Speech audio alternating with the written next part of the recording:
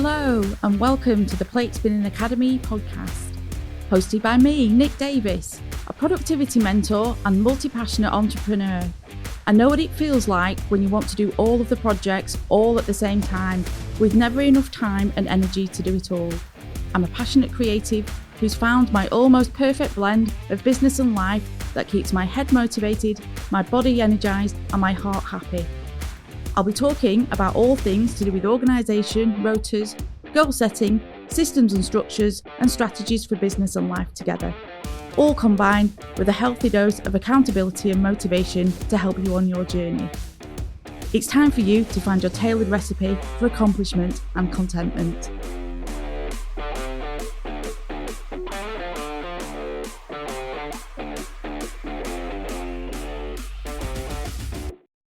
Hello and welcome to today's episode. I'm going to discuss again this whole concept of the village. It's something I've talked about before, and it's something that when you step into self-employment, it becomes apparent some days that the people around you aren't as supportive as you're needing them to be. And you don't know until you're in that situation that perhaps the people around you don't quite get it. They don't understand. If you've got family members or friends or even your partner who are in an employment situation, they know what they're doing. You know, they've got their routine, they've got their life all set in stone. And then you decide that you're going to be working for yourself, you're going to be running your own business, and suddenly the dynamics change. They change massively. And we feel it. We feel it a lot. We're suddenly in charge of, we're responsible for our own workload. We're responsible for managing our time. And a lot of people who end up running their own business have this passion inside of them, have this burning desire to do better, to perhaps even build a legacy. They're not happy with what's classed as the norm, as in going out and working for somebody else. So when you take that leap, the people around you, you may have this, that they start to fall away. And it's a double-edged sword sometimes when you step into the business world, that the people around you don't understand, they don't get it. They don't understand why you can't just take time off because, well, you're working from home, so you're flexible. So why can't you take time off when I'm having a day off? I'll just give you some examples that I've talked about before. I've had very, very good friends tell me I should be getting a proper job because I'm not going out to work and doing the 9 to 5 like they are. And I'll be honest, when I am on days out and I'm sat in that early morning commute, I do ask myself the question, why would anybody want to do this? But it's a tricky one to get right. And it's then navigating your relationships and your friendships with the people around you. And you expect them to be supportive of your business. And I've seen people talking about, the fact that we have baby showers when somebody's expecting a baby. But when it comes to like starting a new business, where is the actual real tangible support? Do people around you just kind of go, well, yeah, all right, that's very nice, but then they don't quite understand what you're doing? It can become a really lonely place to be when you're the only one in your circles who is working for themselves.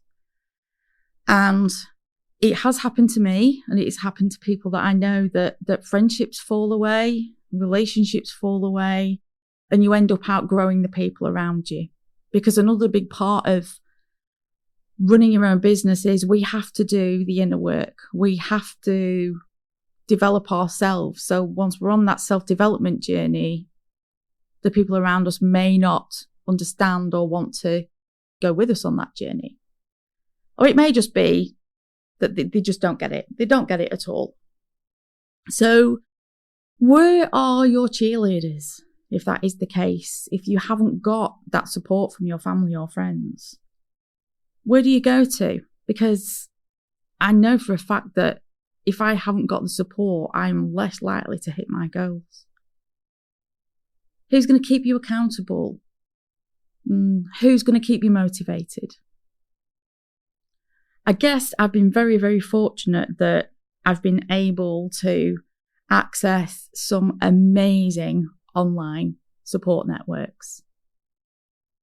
When I think back now to the friendships that I had a few years ago compared to the friendships that I have now, they're very, very different.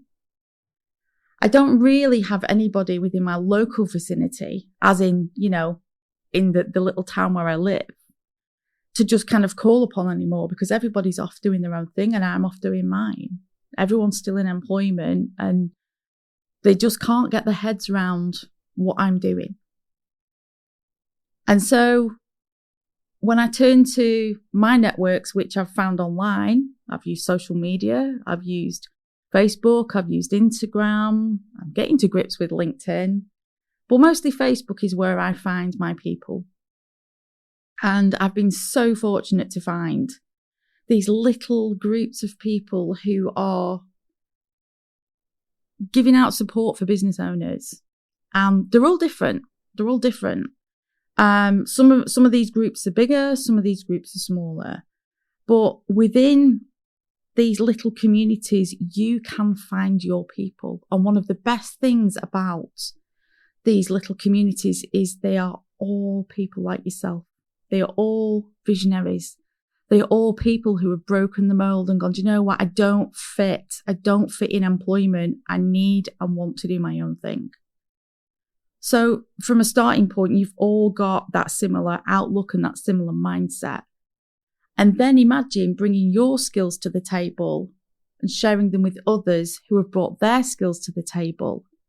And suddenly you find yourself in all these little melting pots of beautiful places in a virtual environment where you can form friendships, you can form relationships with business peers, and you can find clients as well, because we all end up working with each other too. My friendships, I'd say now, aren't geographical. I do have friends within the local community, a few miles down the road, but it's only by chance. I've got people all over the UK, and I only see my friends when we attend in-person events, and it makes it all the more special that when we're meeting up in person, we're spending time together. But most of the time, it's just a quick message here and there, or do you want to jump on a Zoom call or a video call just for a quick catch-up? Is it ideal that we don't all live in the same place? No. But I'll tell you something, I could not be running my business without these little communities and without these relationships. It's when I first started being self-employed, I asked myself the question, because I was working from home and I felt quite isolated. And I was asking myself the question, can I actually do this? And there was a big question mark over that until I started to find my people online. And I'll tell you what, there's no way I would be in business without them. So with that in mind, if you're feeling a little bit isolated, if you're feeling like the people around you aren't giving you the support that you want or need, or maybe they just can't do it, maybe they just don't know how to support you, I promise you, get yourself on those socials and get finding your people. They are definitely out there. And don't be scared to join groups and then decide, actually, this isn't for me. We're not all the same. We're not all going to get on. There are going to be people that you conflict with. There are going to be people that you don't gel with, and that's okay. But keep going and don't give up. You will find your people. I have some beautiful little friendships, all made from this beautiful online space that we've all found ourselves in. I promise you, they are out there. I've got a couple myself. I've got a couple of free Facebook groups, and they're just magical. I can't say enough good things about them. So give them a go. See how you get on.